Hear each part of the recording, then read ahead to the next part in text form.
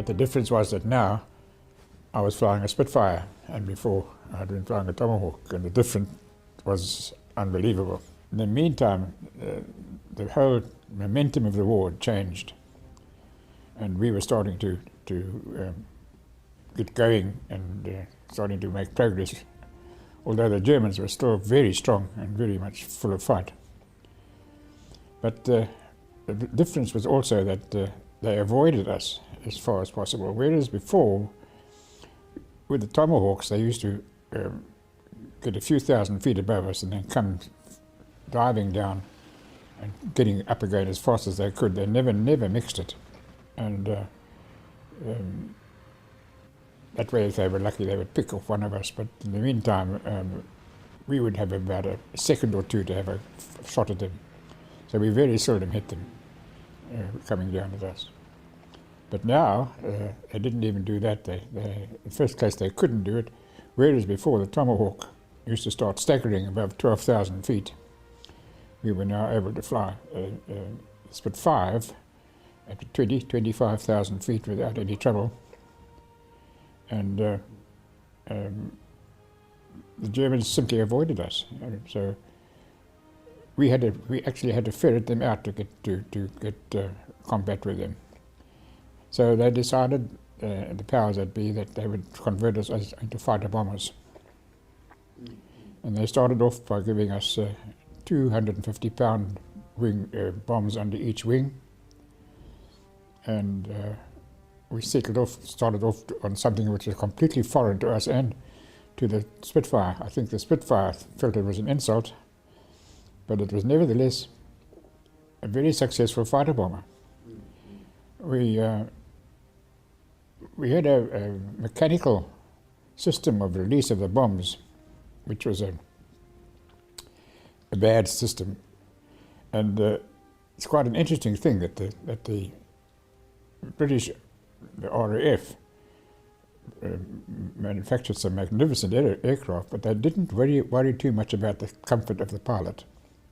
The Spitfire cockpit was not the most comfortable cockpit in the world. It was small and open. Everything was there to be seen. The American aircraft were like luxury compartments compared to the Spit. But of course it did the job.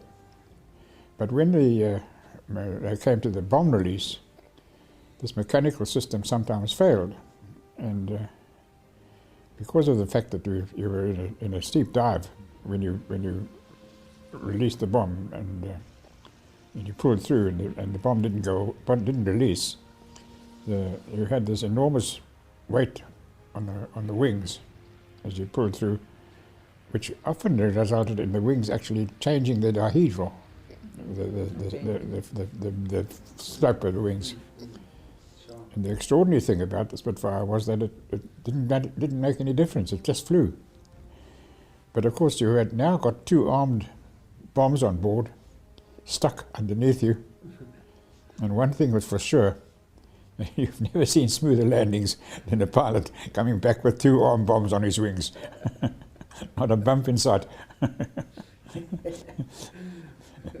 And as a matter of fact, I can't remember, I think once, one of the bombs fell off on landing and blew the pilot up, but I can't remember any other accidents. They were all successfully done. And I enjoyed dive bombing very much, because there were all kinds of instructions. The first instruction we had was not to release below 3,000 feet, above 3,000 feet. In other words, not to go lower than 3,000 feet. That was too high to be accurate. We had no aids really to help us aim at our targets. So everybody had their own system.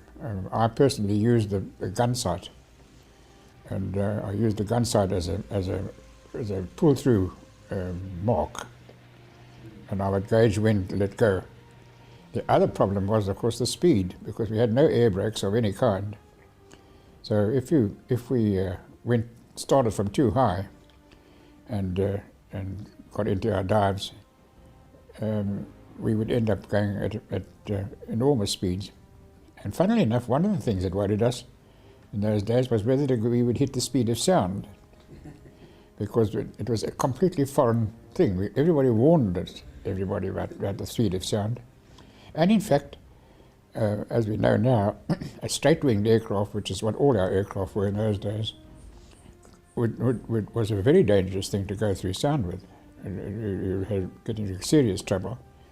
And until somebody thought of the swept-back wings, which you see on all the aircraft today, which is the way they overcame the problem of the sound barrier. So we had to find ways and means of overcoming this speed factor in the dive. And again, people had their own ideas. I was always convinced that our way was the best way, which was to pull the aircraft up into a stall turn before we go diving, which means your speed was down to its absolute minimum just before stalling. And so you started off at the slowest possible speed. And in fact, vertical dives, as they call them, are never vertical.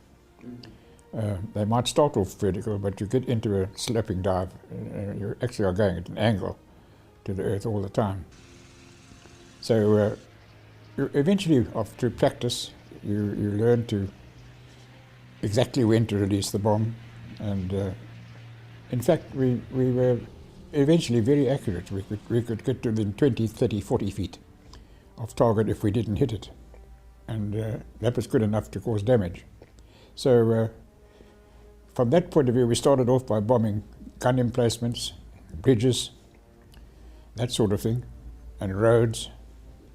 But then the most important thing of all that I think we did as dive bombers was to be ahead of the advancing troops. There was a system of what was called rovers. They were light aircraft which used to fly around the target areas and call us up and direct us onto targets. They were fantastic chaps at flying these things. They flew little small aeroplanes slowly under intense anti-aircraft fire, and they never gave in for a second. And what's more, we couldn't always pick up the target they were instructing us on.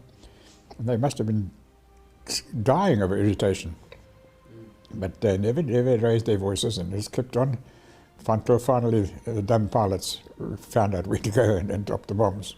Yeah, yeah. And in fact, we did, in all that time, from then on until the end of the war, which was another 18 months away then, we were dropped an awful lot of bombs in front of our troops, who nevertheless took cover, and who can blame them?